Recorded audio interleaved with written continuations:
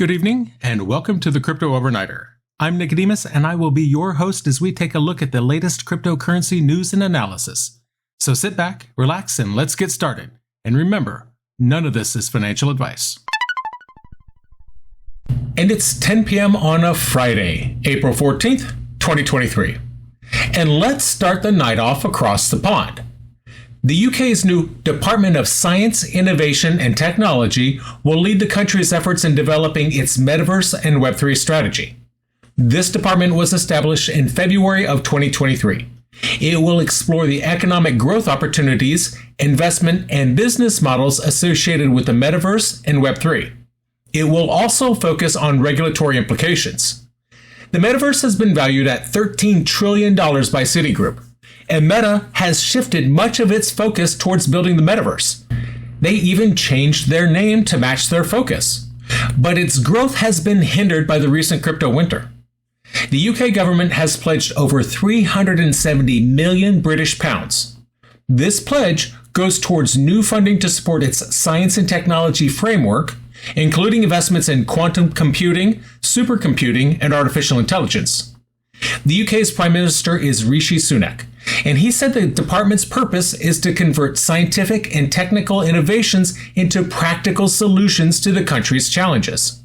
It's not known how much of the funding has been allocated to the tech department and its metaverse initiatives. Meanwhile, in a speech published on Wednesday, Andrew Bailey, the governor of the Bank of England, he discussed the future of digital money, including central bank digital currencies and stablecoins. He said that CBDCs could play a crucial role in the future of money. Even so, they should not displace existing forms of money. He also said that stablecoins may be another form of money, but they need to be regulated in order to be credible. Bailey called on banks to actively think about commercial digital money rather than leaving the future to CBDCs. He also said that planning and preparations for the development of central bank digital currencies should be made without rushing and thoroughly. Bailey's speech comes as the UK is in the process of developing its own CBDC, which has been nicknamed Bitcoin. The development of Bitcoin has been met with criticism, as some groups are concerned about the implications for privacy and individual rights. That said, the drive for the development of CBDCs is global. Montenegro is the latest country to join the effort through a partnership with Ripple. Is this what the future of digital money looks like to you? Drop us a note in the comments below. Because as we know, interest in central bank digital currencies is very high. The International Monetary Fund is receiving a lot of requests for guidance on CBDCs. They're calling it unprecedented. To address this demand, the IMF is planning to release a handbook on CBDCs. Deputy Managing Director Bo Lee announced this plan in a recent speech. He thinks that it's urgent to help central banks that are planning CBDCs. In the past 2 years, the organization has assisted almost 30 countries that requested help. Over 40 countries have contacted the IMF. Lee said that CBDC capacity development is crucial to avoid a digital divide. A poorly designed central coin could lead to a number of risks. The IMF will create a central bank digital currency handbook to address the need for information. Lee said that the handbook would be the basis for capacity development. The IMF staff report gave more details about the handbook. The handbook will mainly describe CBDCs rather than prescribe how to design them. It will offer information, experience, empirical findings, and frameworks to evaluate CBDCs. The IMF will take 4 to 5 years to complete the handbook. Japan will provide most of the funding for it, and the report gave a tentative table of contents. It has 19 chapters and covers policy and technical issues. As policymakers ask more specific questions about CBDCs, the IMF's advice has become more tailored to individual countries. The report said that the advice is now more normative and based on policy experience and frameworks. The IMF will give priority to helping countries that are systemically important or have weak regulatory standards. But they are fast-tracking CBDC development and have high-capacity constraints. And since you're still here, I'm going to ask you to like, follow, and subscribe to the Crypto Overnighter. It makes a huge difference in drawing new people to the show. So thank you. A federal magistrate judge has ordered Bitboy crypto YouTuber Ben Armstrong to appear in Florida court on April 20th. Armstrong is being sued by several crypto influencers for allegedly promoting FTX crypto fraud without disclosing compensation. The lawsuit also says that Armstrong harassed the legal team with endless phone calls, tweets, and emails, and voicemails full of vulgarities. There were also social media posts suggesting threats. Now, Armstrong has denied the allegations. He said that the lawsuit has absolutely no merit. This is not Armstrong's first go-round with ongoing controversy. He regularly insults high-profile figures, including European Central Bank President Christine Lagarde. In August of 2022, Armstrong filed a defamation suit. His suit was against YouTuber Erling Mengschol.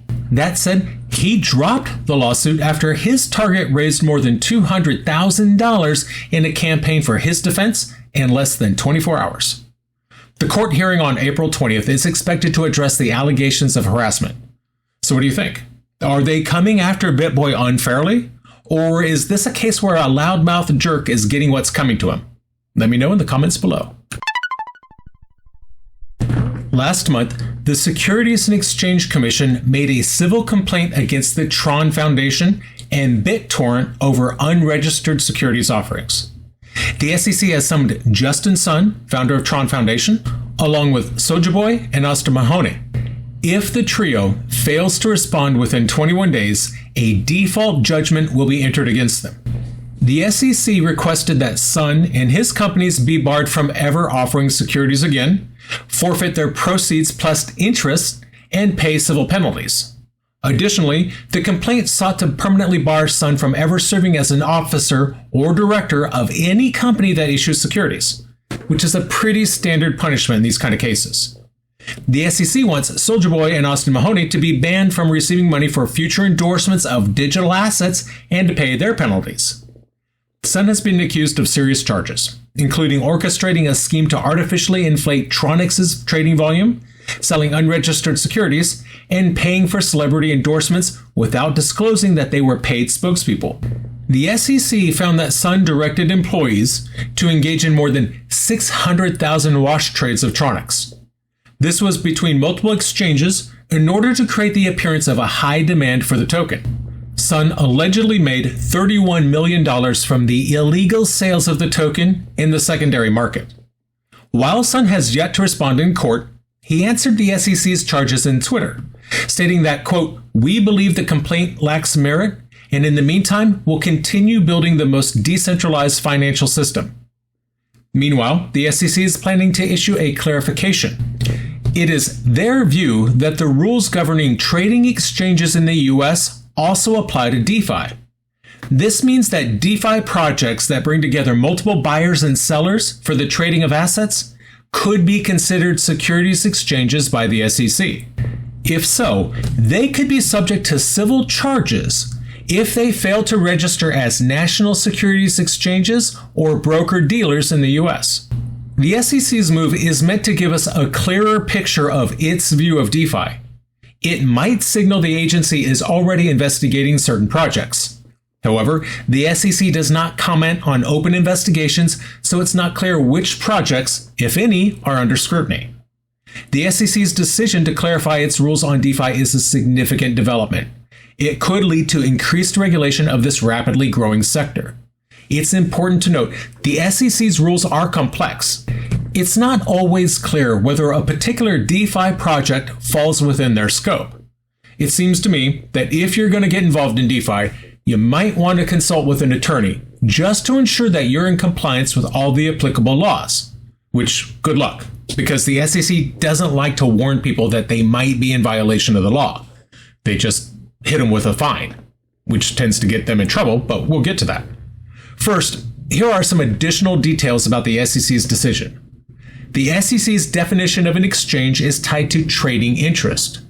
That means that a DeFi project could be considered an exchange if it brings together multiple buyers and sellers for the trading of assets, and if those buyers and sellers have a trading interest in the assets being traded. The SEC's decision to clarify its rules on DeFi is likely to have a significant impact on the DeFi industry. It is possible that some DeFi projects will choose to register with the SEC as a national securities exchange or broker-dealers, simply to avoid civil charges. However, other projects may choose to operate outside the regulatory framework.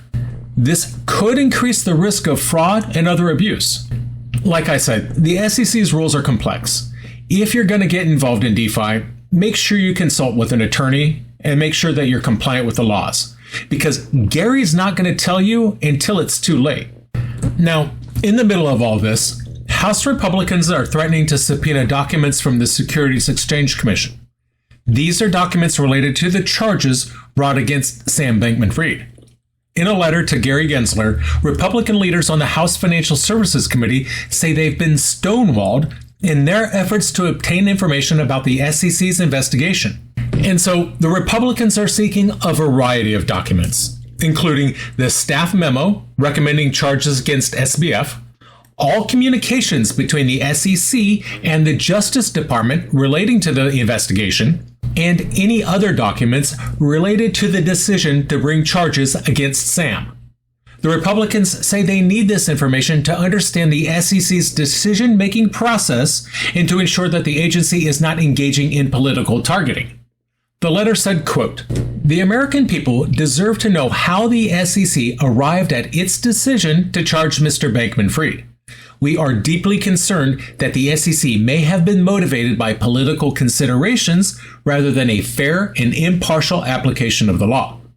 The SEC has not yet responded to the letter. Now, to recap a bit, Sam was arrested in December of 2022 on charges of fraud and market manipulation.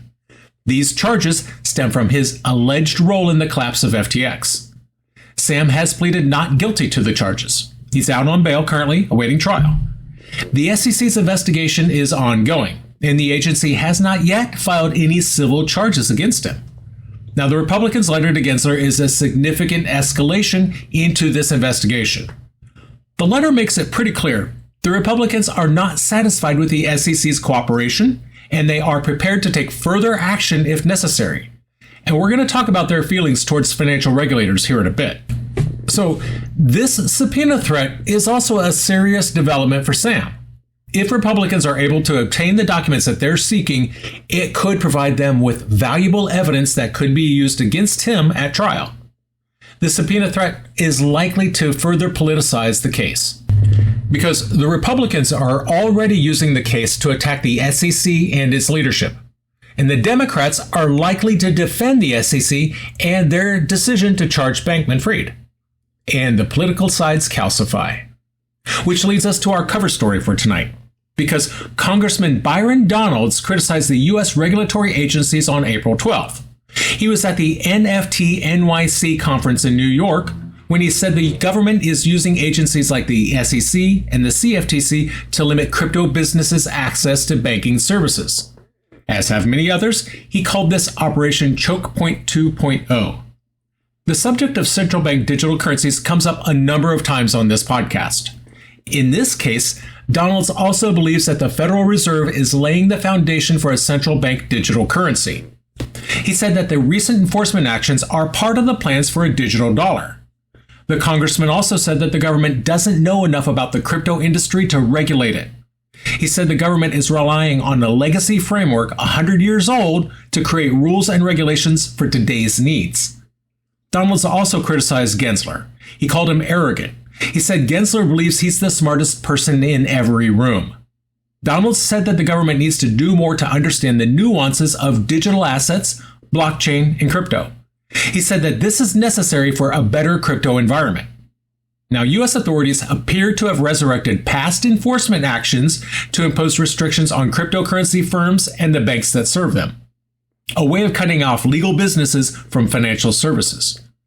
This strategy consists of isolating the traditional financial system from the crypto market by relying on, quote, multiple agencies to discourage banks from dealing with crypto firms. Their goal is for leading crypto businesses to become completely unbanked.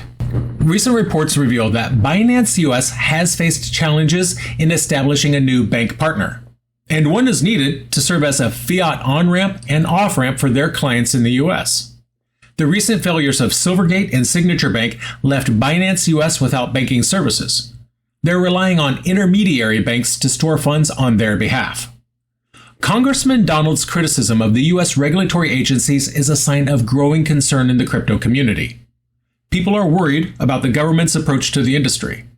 It remains to be seen just how the government will respond to these concerns. However, it's clear that the crypto industry is facing a number of challenges from regulators. And now for our last story of the evening.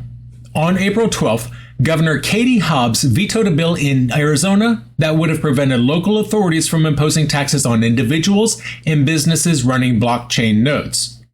The bill aims to revise statutes regarding blockchain technology, reducing or eliminating regulation and taxation of node operators at the state level. According to the Senate version of the bill, cities or towns could not impose a tax or a fee on anyone running a node on blockchain technology in a residence. The same restrictions could apply to the counties. However, Governor Hobbs vetoed the legislation on her 100th day in office. Some Arizona lawmakers want to make the state a pro-crypto regulatory environment for both companies and individuals. State Senator Wendy Rogers proposed making Bitcoin acceptable as legal tender and passed a resolution with other lawmakers to make crypto a tax-exempt property under the state's constitution. And that's going to do it for us tonight. I want to thank you, my listeners, because when you stop listening, I will stop talking. If you enjoyed tonight's show, then please like, follow, subscribe, leave a rating, or even a review. And in the meantime, we'll see you tomorrow night.